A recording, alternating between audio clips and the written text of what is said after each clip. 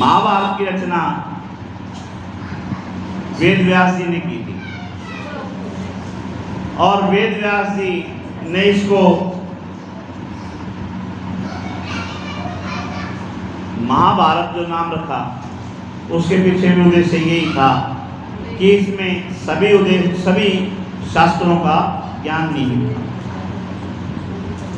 अर्जुन इंद्र का पुत्र बन के आया हुआ था, युधिष्ठिर धर्मराज का पुत्र बन के आया हुआ था, नकुल सहदेव दोनों जो हैं अश्विनी कुमारों के पुत्र थे, भीम स्वयं वायु पुत्र थे,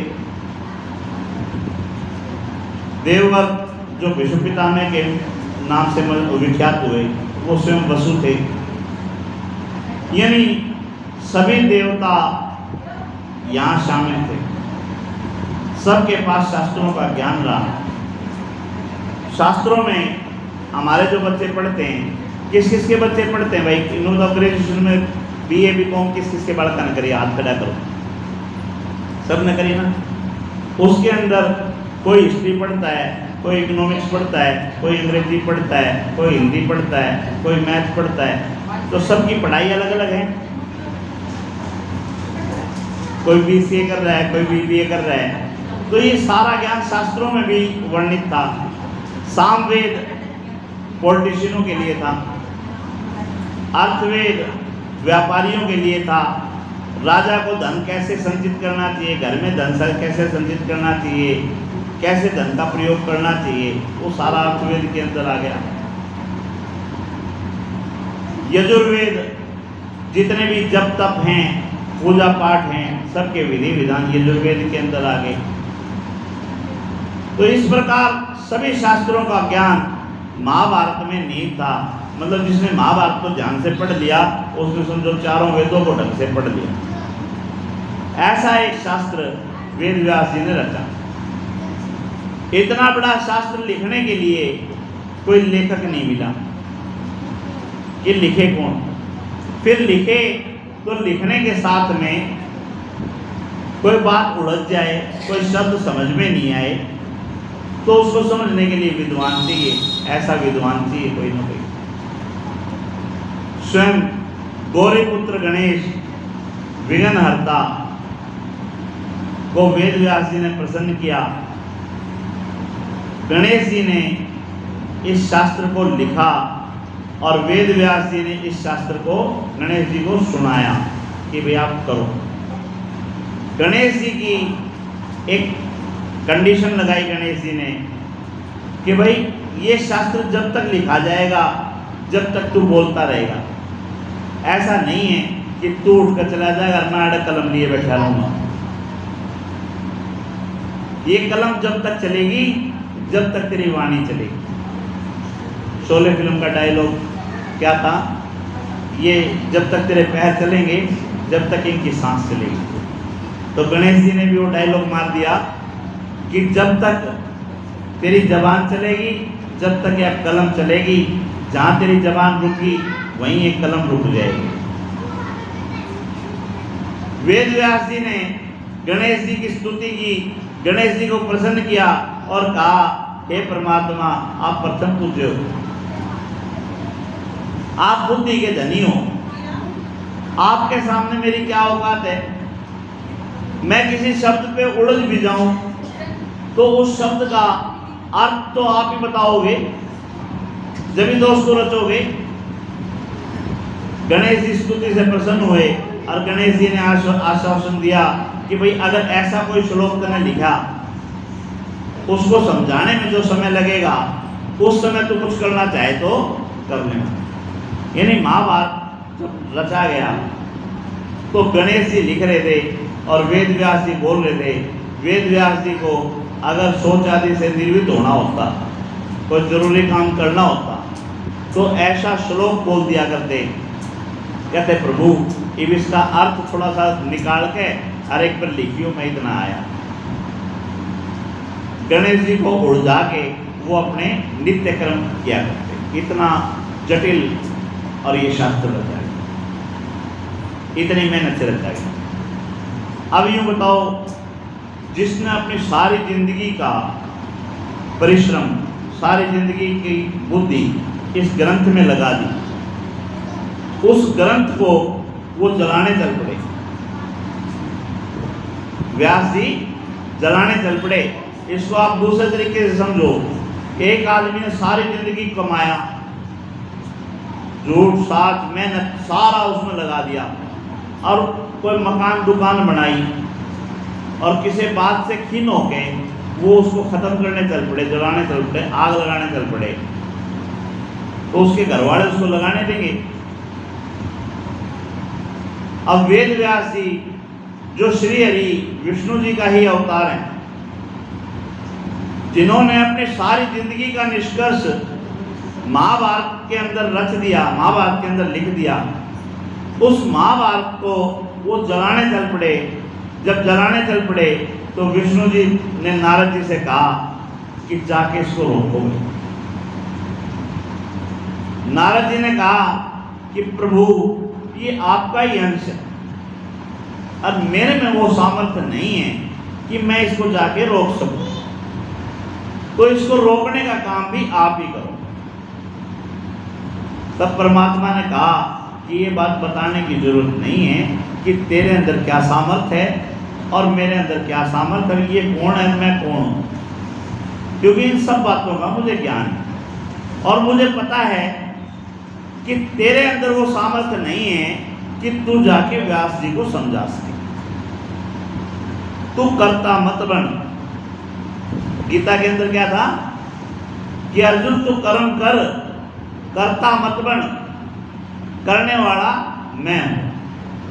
और ये चीज जान के तो अपने शस्त्र उठा ले।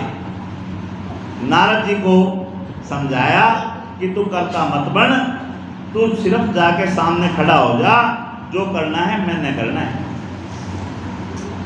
नारद जी व्यास जी के सामने खड़े हो गए और नारद जी के मुख से श्री हरि विष्णु जी ने उनको उपदेश दिया। उपदेश देने के बाद उन्होंने कहा कि अब तू इस शास्त्र को जला मत। तब व्यास जी ने कहा कि जिस शिक्षा से भाई भाई आपस में लड़ पड़े और सारा सब कुछ खत्म हो गया, इस शिक्षा से किसका कल्याण होगा, किसका भला होगा? और जब इससे किसी का भला ही नहीं होना तो इस शास्त्र को जला देने में नुकसान क्या है? मैं इसको जला रहा हूं। तब नारद जी ने कहा कि इसमें भी तेरा ही दोष है। तेरा दोष क्या है कि तूने सभी शास्त्रों का ज्ञान इसके अंदर डाल दिया। राजनीति बहुत अच्छे से इसमें तूने सिखा दी, धन की व्यवस्था करना तूने इसमें बहुत अच्छे से सिखा दिया, ईर्ष्या तूने बहुत अच्छे से समझा दी, काम क्रोध लोभ सारी चीजें समझा दी तूने। अगर नहीं समझाया तो इसके अंदर सिर्फ भगवान का प्रेम नहीं समझाया, त्याग की भावना नहीं सिखाई, वैराग्य नहीं सिखाया। अगर तू इस शास्त्र के अंदर भगवान श्री कृष्ण की कथाएं डाल दे, इसमें त्याग करना सिखा दे, इसमें वैराग्य सिखा दे, तो इस जैसा कोई दूसरा ग्रंथ है ही नहीं। ये बात व्यास जी के समझ में आई। अब व्यास जी ने सरस्वती नदी के किनारे बैठ के महाभारत के अंदर भगवान कृष्ण की लीलाओं को जोड़ा, त्याग की कहानियों को जोड़ा, वैराग की कहानियों को जोड़ा, और ये शास्त्र हमारा 5वां वेद बना, जिसको हम श्रीमद् भागवत कथा कहते हैं। बोलो श्रीमद् भागवत कथा की। श्रीमद् भागवत कथा कलयुग में मोक्षदायिनी तो है ही, इस संसार में भौतिक सुखों को देने वाली भी। ये एक ऐसा कल्प वृक्ष है कि जिसकी जो कामना हो ये उसको पूर्ण करती है, बशर्ते कि ये श्रद्धा से सुनी जाए, नियम से सुनी जाए। नियम क्या है? खा के रोटी सोना नहीं है। 2 बजे टाइम है तो 2 बजे आना है। फिर कोई भंडारा होता हो, उड़े एक ले जाओ, घर परिवार में सारे ले आया करो, अड़ोसी पड़ोसिया ने भी लाया करो। ये एक ऐसा कल्पवृक्ष है, इसका फल कभी खत्म नहीं होता। अगर आप 50 जन और ले आओगे तो यूं मत सोचियो कि वो 49 ले जाएंगे, तुम खाली रह जाओगे। थारे साथ जो भी आओगा वो भी उतना ही लेके जाएगा जितना आपके पास है, और आपके पास भी किसी प्रकार की कोई कमी नहीं छोड़ेगा। और इस कथा को सुनने से ज्यादा सुनाने का महत्व है। मतलब आप तो सुनो ही सुनो, साथ में किसी को और लेके आते हो।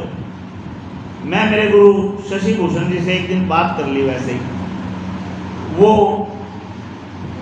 कहीं से कोई 5 पैसे नहीं लेते कथाओं के।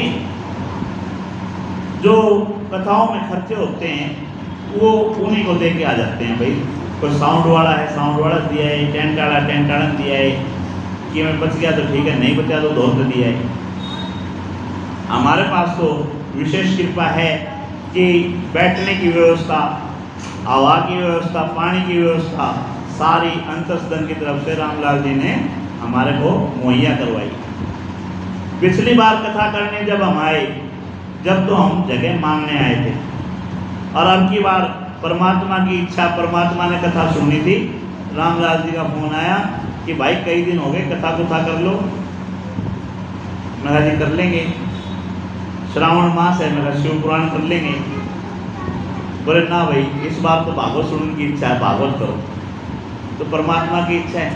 इस प्रकार के आयोजन लाखों रुपए में होते हैं। लाखों रुपए का मतलब इस जगह को अगर आप 7 दिन किराए भी लेना चाहो तो 7 दिन का किराया देना पड़ेगा आपने, बिजली पानी का देना पड़ेगा आपने, सारी व्यवस्था खुद करनी पड़ेगी।